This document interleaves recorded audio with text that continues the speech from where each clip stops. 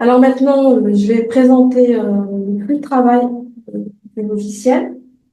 Donc ici, je vais partager l'écran.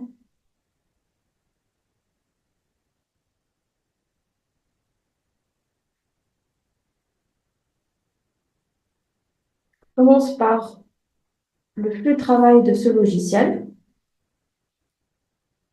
Alors, comme vous pouvez le voir, on a des entrées et des sorties ici. D'accord? Donc, pour les entrées, c'est là où on peut, par exemple, importer tout ce qui est modèle conçu, par exemple, dans CP Architecture, IAC Builder, Revit, et aussi CP-Thermos ou CP-Cadmap. Dans le cas où on a, par exemple, la climatisation ou le chauffage, on a besoin du bilan thermique. Donc, qu'est-ce qu'on va faire? On va faire le travail ici, donc CP-Thermload ou bien CP-Cadmap. Ensuite, on va importer le bilan thermique vers CP-HVAC. Et puis, on va travailler avec le logiciel CP-HVAC, notre système, que ce soit climatisation, chauffage ou bien ventilation. Et après, on va exporter maintenant les sorties. Donc, on a les résultats, donc sous forme docs ou bien PDF ou bien même texte. On a aussi les plans au format DWG ou bien même PDF. Et enfin, on a l'exportation des informations générées avec CPHVAC vers la plateforme ici, vers la plateforme Build Server Center au moyen de format IFC. Donc, sans plus attendre, on va passer à la présentation du logiciel. Donc, ici, on a le logiciel CPHVAC. Donc, comme vous pouvez le voir, c'est un logiciel BIM avec une maquette 3D, donc IFC. On peut également, pardon. Donc ici, on a le projet en 3D. On peut voir aussi le projet sous format chaque niveau, donc le rez-de-chaussée ou bien la toiture, ou bien ici en 2D. Donc on peut le voir même en 2D. On peut également ici, donc dans les éléments lus, soit rendre les modèles ou bien les catégories soit visibles ou bien les cacher, comme ça. On a les projets, tout ce qui est climatisation, etc. Et ici, pour l'interface horizontale, donc on a le projet ici. Donc on a tout ce qui est dimensionnement et vérification. Donc il faut savoir que le logiciel, il fait les vérifications. Donc par exemple, ici, on a les conditions ambiantes du parcours des tuyauteries. Donc on a la température extérieure et intérieure, que ce soit pour le chauffage ou bien le refroidissement, avec bien sûr les vérifications. Ensuite, on a les critères pour le dimensionnement des tuyauteries, donc le réseau hydraulique. On a la vitesse maximale, la perte de charge maximale du tronçon et aussi la longueur équivalente. Ensuite, on a les critères pour le dimensionnement des conduits, donc le réseau aérolique. On a la vitesse maximale admissible, la chute de pression maximale admissible et aussi les dimensions admissibles pour les conduits. Et enfin, on a des critères pour le dimensionnement des vases d'expansion, donc le kit hydraulique. On a la pression de remplissage et aussi la pression de calibrage de la soupape de sûreté, que ce soit pour le chauffage ou bien le refroidissement. Ensuite, on va passer à la concentration limite de réfrigérant. Donc ici, on a pour le type de bâtiment ici, donc on a la catégorie. Et ici, on peut trouver la concentration limite de réfrigérant. Ici, on peut trouver le traçage automatique. Donc, on a tout ce qui est unité intérieure, le boîtier, le débit, l'unité extérieure, la cote relative d'installation et aussi l'espace minimum entre lits. Passons maintenant aux conditions extérieures. Donc, ici, on peut donner des informations ici manuellement par exemple, en utilisant le DTR ou tout simplement cliquer ici sur la terre bleue. Donc, on utilise la méthode HAE, bien sûr, en changeant la région, etc. En cliquant sur accepter, les conditions extérieures vont changer selon la région. Maintenant, on a les conditions intérieures. Donc, on a la température sèche de refroidissement, l'humidité relative, la température humide de refroidissement et aussi la température sèche de chauffage. On a ici tout ce qui est fluide de travail. Donc, par exemple, ici, on a l'eau. Donc, la température, la densité, la chaleur spécifique et aussi la viscosité cinématique. Et enfin, on a l'option de dessin. Donc ici, c'est pour les accessoires comme tout ce qui est vanne d'isolement, par exemple, le filtre, etc. Maintenant, il faut savoir que le logiciel, on a plusieurs possibilités de faire le choix des équipements. Donc, on a soit ici, donc, créer la bibliothèque. Donc, je vais cliquer ici sur la bibliothèque. Par exemple, je vais prendre exemple sur le système tout-air. Donc, on a besoin de la distribution d'air, donc tout ce qui est ventilateur. On a aussi les matériaux ici. Donc, soit on va créer notre propre référence, donc ici, ou bien tout simplement, on va cliquer sur la flèche bleue ici pour choisir ou bien sélectionner des références proposées par le logiciel.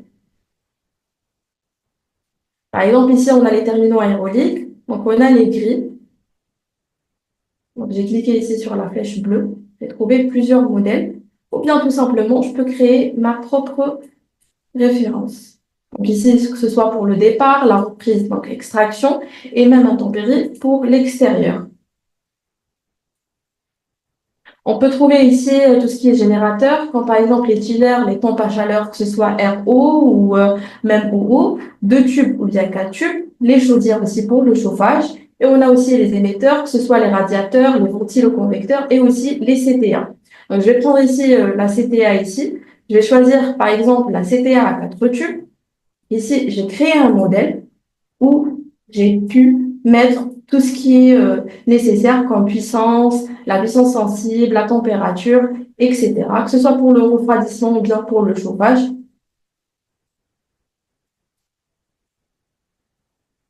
On peut également choisir des modèles proposés par le logiciel. Donc ici, pour par exemple, le kit hydraulique, on a besoin d'une pompe de circulation, donc c'est la même chose. On peut choisir ou sélectionner des modèles proposés par le logiciel. Et ici, c'est pour la tuyauterie. Donc ça, c'est pour le réseau hydraulique. Sinon, on a l'option des catalogues de plusieurs fabricants. Donc, en cliquant ici sur les catalogues, on peut trouver ici plusieurs fabricants, comme par exemple Daikin, Midea, etc. On peut filtrer les besoins. Donc, par exemple, moi, j'ai besoin ventilateur, on va prendre exemple, accepter, et je vais trouver un catalogue disponible. Sinon, je vais cliquer sur autre catalogue pour trouver d'autres catalogues. Donc ici, pour l'interface, on peut trouver la partie condensation, la climatisation à eau. Donc, par exemple, ici, le générateur, je peux trouver les pompes ou bien les chaudières. Les émetteurs, ici, on peut trouver tout ce qui est ventilo-convecteur, les radiateurs pour le chauffage ou même la CTA ici, ou bien la centrale de traitement. Ici, c'est pour l'eau chaude sanitaire. Ça, c'est pour l'aérothermie. Ici, c'est pour tout ce qui est distribution hydraulique. Donc, il y en a tout ce qui est équipement, comme par exemple les accords, la pompe de circulation, le vase d'expansion aussi, le collecteur, etc. Donc, cette partie, elle est faite pour la détente directe. Donc, on a tout ce qui est VRF, multisplit, le split et aussi le réfrigérant. Et ici, on a la distribution aérolique. Donc, on a tout ce qui est équipement, par exemple le ventilateur, le récupérateur de chaleur, le clapet coupe-feu, le filtre, etc. Ensuite, on a les raccords. Donc ça, c'est pour les singularités, tout ce qui est coude, le T, etc. Après, il faut savoir que le logiciel, il fait automatiquement ses traçages. Donc, il va tracer automatiquement tout ce qui est singularité. Donc, comme vous pouvez le voir ici dans le schéma, on a, par exemple, ici le coude ou bien le T, etc. Donc, le logiciel, il va le tracer automatiquement. Cette partie, elle est faite pour tout ce qui est édition. Donc, on peut éditer, effacer, même déplacer ou la rotation. On peut même copier. Et ici, c'est pour les charges thermiques. Ça, c'est pour la partie bilan thermique. Donc, que ce soit pour le refroidissement ou le chauffage, on a besoin du bilan thermique afin de choisir nos équipements, donc la puissance des équipements. Donc ici, on peut trouver le bilan thermique. Donc voilà la charge totale de refroidissement, charge sensible et aussi la charge de chauffage pour chaque local.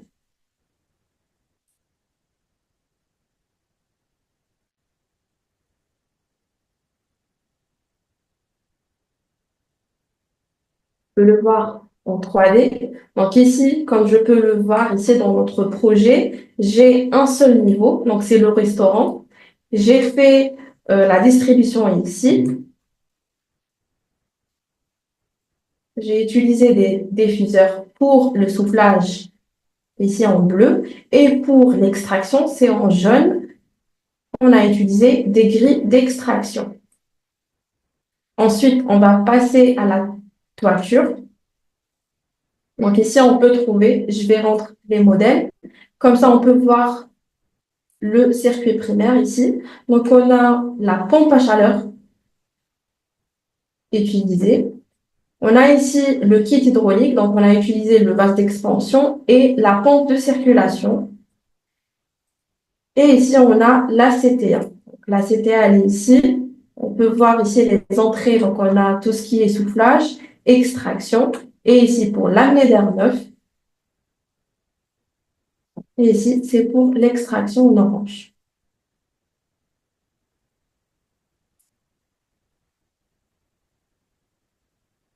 Maintenant, le logiciel il peut proposer aussi les résultats. Donc, après le calcul et le dimensionnement automatique, on peut trouver des résultats. Donc, ici, le récapitulatif.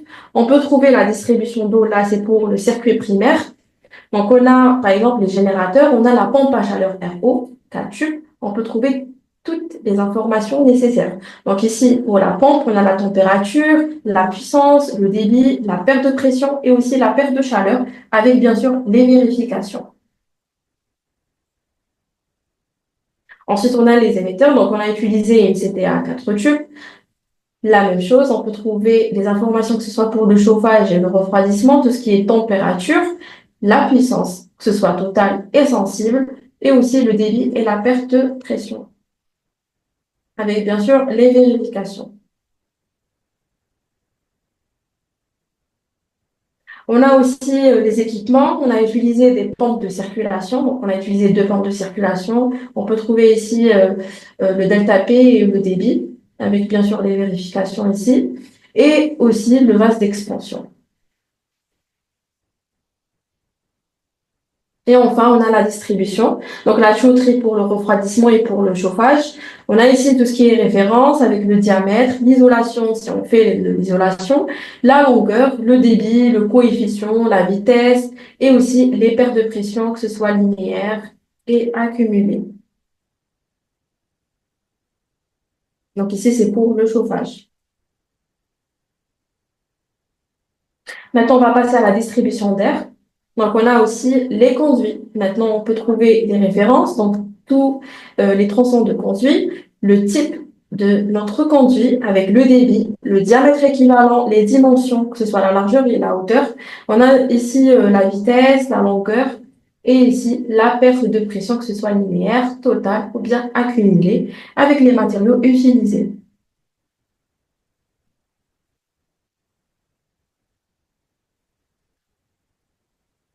Ici, on trouve les tronçons les plus défavorables, la même chose.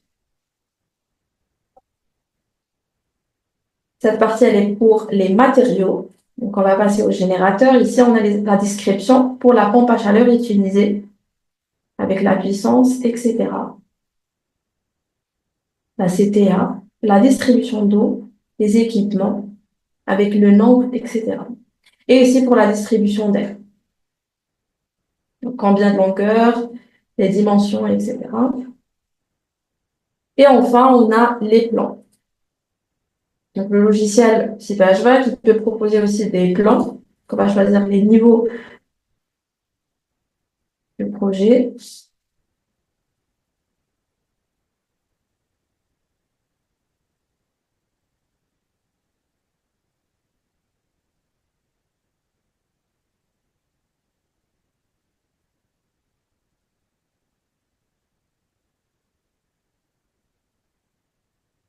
C'est un logiciel qui va vous faciliter beaucoup l'étude. Le dimensionnement, il le fait automatiquement. Le traçage des singularités également. Donc ici, je peux voir les dessins. Donc, je vais cliquer sur détail de tous les dessins où je peux voir le niveau et la distribution ici avec les informations des conduits. Par exemple, ici, la longueur, les dimensions, les matériaux utilisés,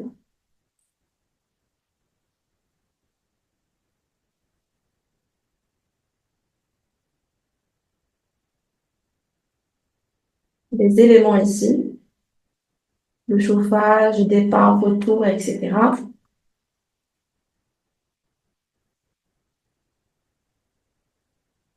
Et ici, pour la pompe avec son kit hydraulique.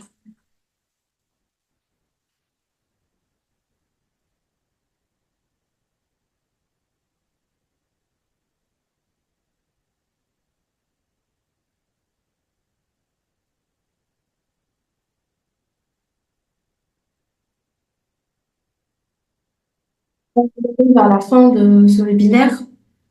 J'espère que ça vous a permis de mieux comprendre on va dire, le système et ainsi que la manière dont le logiciel CPHVAC peut faciliter sa conception et optimisation, pardon, avec le dimensionnement automatique, comme j'ai montré, et avec les résultats qu'il propose aussi facilement. Donc, c'est facile à faire.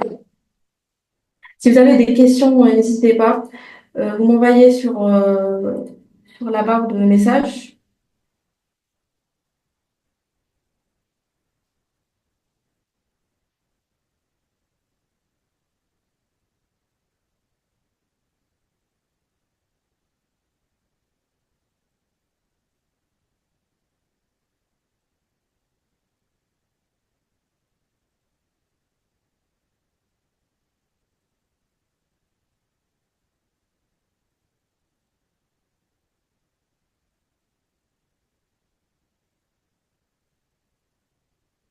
Maintenant, il faut savoir que on a une formation, Inch'Allah, de mars, d'accord?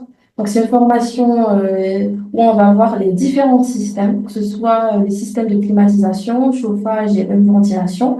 On va voir aussi tout ce qui est système VRF, à tête en direct, le système tout eau, le système tout air, même le système mixte, d'accord? Et aussi la ventilation avec le traitement d'air de l'ACPA. Donc, voici. Si vous avez des questions, vous pouvez les poser sur la barre de messages. Quelle est la particularité de Cybele par rapport à Revit, par exemple? Donc, il faut savoir que chaque logiciel a ses options et ses fonctionnalités. Maintenant, ici, on a présenté le logiciel CIP et ce qu'il fait comme option, tout ce qui est résultat, la facilité de dimensionnement, d'accord?